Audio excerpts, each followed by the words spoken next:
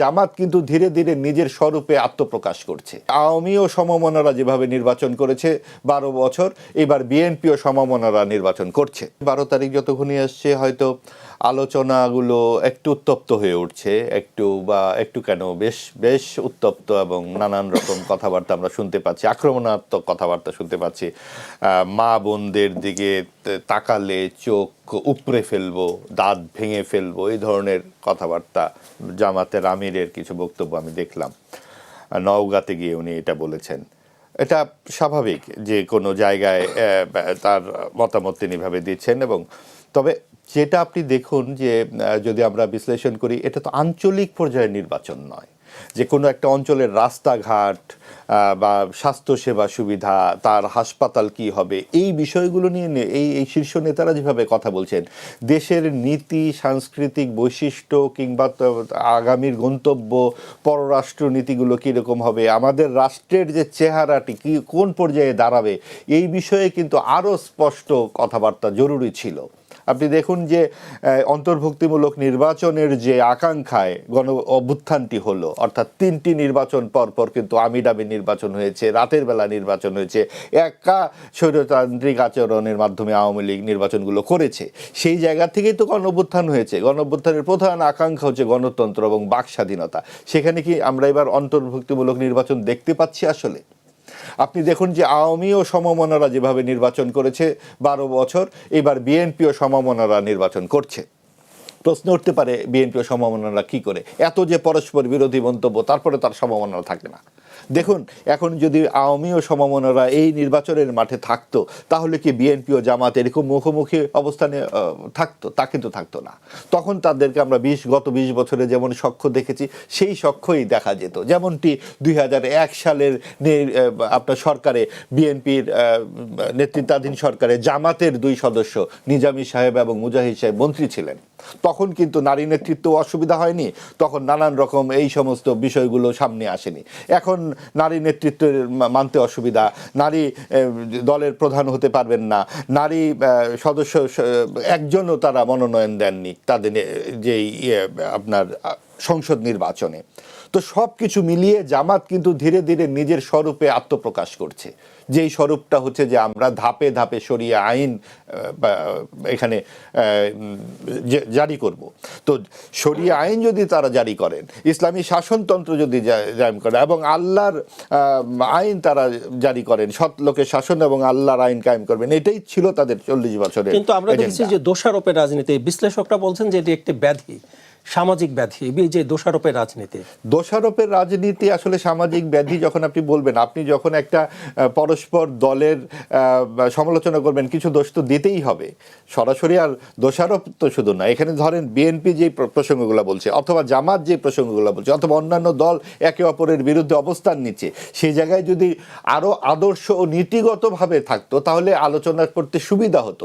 এই যে আঞ্চলিক পর্যায়ের সমস্যাগুলো নিয়ে আপনি এখনো পর্যন্ত ইশতেহার দেয়নি কোনো বড় দুটি দল।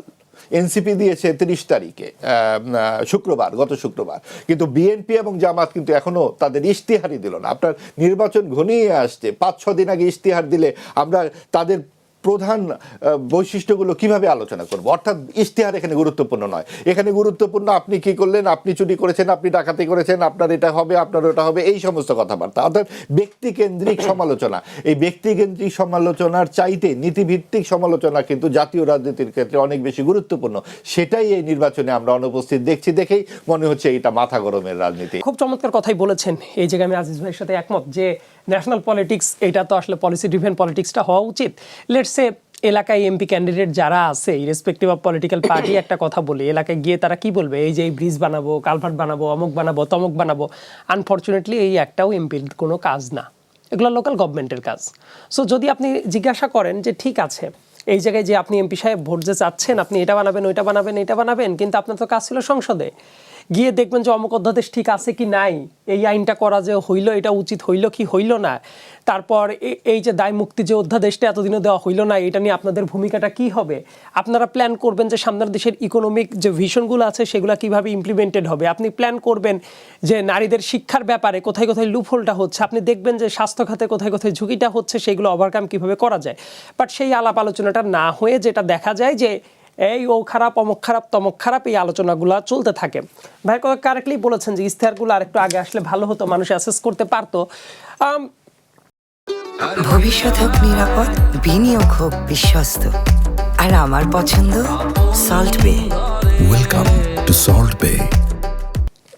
এনসিপি একটা ইশতেহার দিয়েছে, বিএনপি ইশতেহার সম্ভবত দেখলাম সেদিন 6 তারিখে ঘোষণা করার জন্য তারা প্রস্তুত আছে। তবে অ্যাট দ্য সেম টাইম ওই ইশতেহার সিগনিফিকেন্ট যেসব পার্টগুলো আছে তারা কিন্তু পলিসি পেপার আকারে আগে উপস্থাপন করেছে, এবং তারই ফলশ্রুতিতে আপনি দেখবেন যে farmers card, family card, public private partnership, যেভাবে হেলথ খাতে ইন্ট্রোডিউস করানোর ব্যবস্থাটা করা হচ্ছে, এই পরিকল্পনাগুলো কিন্তু অলরেডি মার্কেটে বহু আগের থেকেই তারা একদম সিস্টেমেটিক ওয়েতে নিয়ে এসেছে, যাতে করে মানুষের কাছে তারা যে নতুন কি অফার করতে চাচ্ছে সেই ব্যাপারগুলো নিয়ে যাতে আলোচনাটা থাকে। সো ইশতেহারের জায়গাটা এবার আবার আরেকটা কারণে খুবই সিগনিফিক্যান্ট ব্যাপার আছে। দেখবেন ঐকমত্য কমিশনে অনেকগুলো ব্যাপার নিয়ে তো আলাপ আলোচনা হয়েছে, রাইট? সো সাংবিধানিক অনেক ব্যাপার নিয়ে এমন কিছু কিছু জায়গা আছে নোট অফ ডিসেন্টগুলো দেওয়া আছে, এবং having that note of dissent আপনি যেটা করেছিলেন সেটা হইলো আপনি কিন্তু সাইনও করিয়ে নিয়েছিলেন জুলাই সনদ। তারপর গিয়ে হয়তো বা কিছু কিছু জায়গায় ডিসএগ্রিমেন্টের জায়গাটা তৈরি হয়েছে এক্সিকিউশন প্রসেসটা নিয়ে, ইয়েট ওই ব্যাপারগুলো কিন্তু ওইভাবে উল্লেখ করা আছে যে ব্যাপারগুলোতে নোট অফ ডিসেন্ট দেয়া আছে। ইশতেহারে যে ফার্মার্স কার্ডের কথা, মানে একটি দল যে বলছে যে তারা ফার্মার্স কার্ড দিবে, আমরা তো দেখেছি যে কৃষক সার চাইতে গিয়ে তাদেরকে গুলি দেয়া হয়েছে, আমরা এমনও কিন্তু অবশ্যই এই জায়গায় অনেক জায়গায় অনেক মিসম্যানেজমেন্ট হয়েছে। তো এই জন্যই তো আপনি একটা ভালো পলিসির দিকে যাবেন, রাইট? ধরেন আপনার পরিবারের ভেতরে একটা মিসম্যানেজমেন্ট ছিল কোনো একটা সময়, তো ওইটা ভালো করার জন্য তো আপনার সদিচ্ছাটাও থাকাটা দরকার। আনটিল অর আনলেস আমরা এক্সিকিউশন প্ল্যান পুরোপুরি দেখছি, আমি তো আজকে এই জায়গায় বসে থেকে বলে যাইতে পারবো না যে এটা 100% সফল হবেই। কিন্তু আমরা একটা খারাপ জায়গা থেকে যদি ভালো কেউ পরিকল্পনাটা করতে চায়, সেই জায়গাটার যে পরিকল্পনাটা আছে কিনা অন্তত এতটুকু তো বোঝাটা উচিত, রাইট?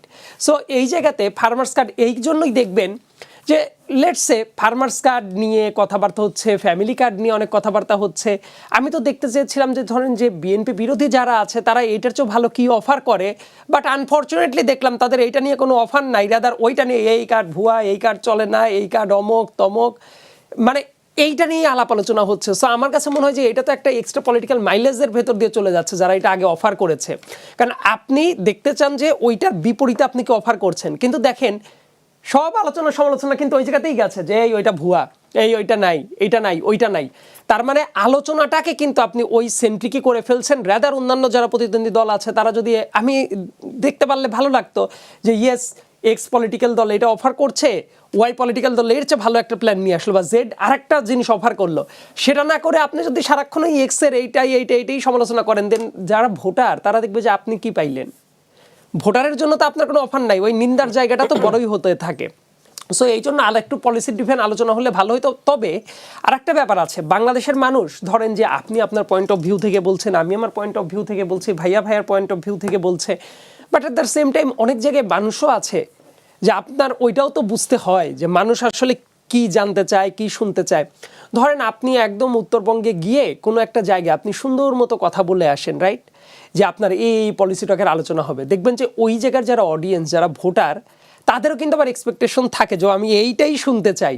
এই ধরনের অনেকগুলো ঘটনাই ঘটে, যেমন পুরান ঢাকার এই যে বংশাল এরিয়ায় সম্ভবত একজন ভদ্রলোক ইলেকশনে দাঁড়িয়েছেন। উনি আমার খুব পছন্দের মানুষ ছিলেন, অনেক বছর যাবত অ্যাক্টিভিজম করছেন, যে ওয়াসার পানি নিয়ে ওই যে শরবত বানিয়ে খাইয়েছেন। দেখেন উনি পলিসি রিলেটেড কথাবার্তা বলবেন, কিন্তু মানুষ একসেপ্ট করবে কতটা, খুব মানে এটা বলা যায় না, কারণ মানুষের ভোটিং ট্র্যাক রেকর্ডও তো আবার এমন, মানুষ অনেক ক্ষেত্রে গরম গরম কথা শুনে ভোট দেয়। এই কারণে এই হ্যাবিটটা যেভাবে গড়ে তোলা দরকার, নেতাদের জায়গা থেকেও পলিসি ডিফেন্স আলোচনার দিকে ঢুকে যাওয়া উচিত। অ্যাট দ্য সেম টাইম যারা ভোটার আছে তাদেরকেও সচেতন করাটা জরুরি, এবং ওই জায়গাতেই সম্ভবত গণমাধ্যম, সিভিল সোসাইটি, অন্যরাই ভূমিকাটা নিতে পারে।